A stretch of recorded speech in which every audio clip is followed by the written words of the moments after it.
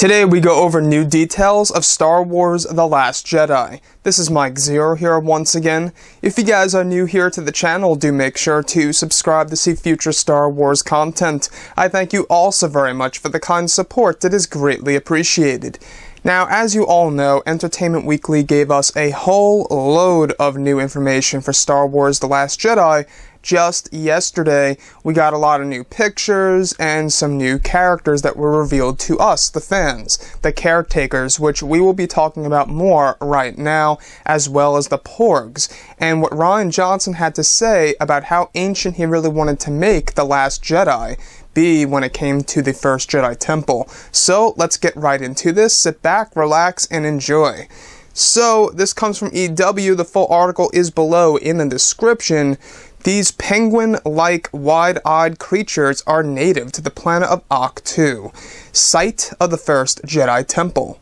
The porgs are puppets created through Neil Scalen's creature shop, with wide black eyes and furry flapping wings. Writer-director Rian Johnson said that although Luke Skywalker retreated to ahch-to, he didn't want the Jedi to be alone.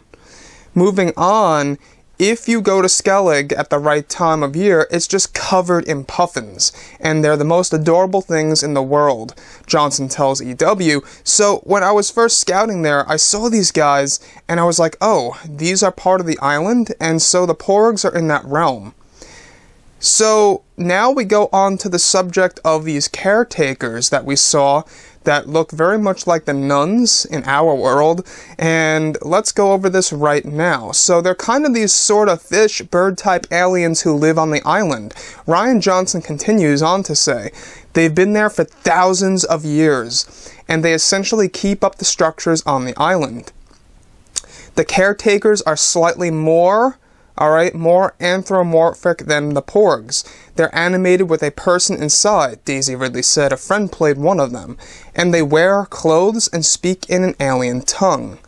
They're all female, and I wanted them to feel like a remote sort of little nunnery, Johnson says. Neil Scanlen's crew designed them, and costume designer Michael Kaplan made these working clothes that also reflected sort of a nun-like Spartan sort of existence.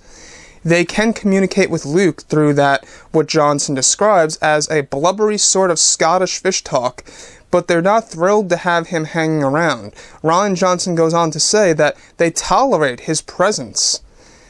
Now we get onto the subject of how primitive Rian Johnson really wanted to make this whole entire site for in this film. He goes on to say, hopefully it will be fun to discover in the context of the movie. My notion was that, well, this is a place that goes all the way back. This is where the cave paintings are. The first designs that we had were temples, and I just kept pushing it back, saying, no, think earlier, think earlier. Let's push this all the way back and see how deep we can go into the foundations of where this all started.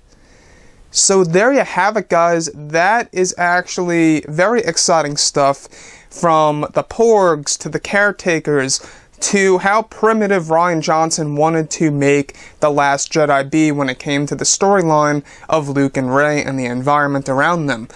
So yeah, guys, that's about it for today. If you guys did enjoy the content, do make sure to leave a thumbs up on this video to support the channel. I thank you all so very much for the kind support, and I'll catch you guys next time. Bye.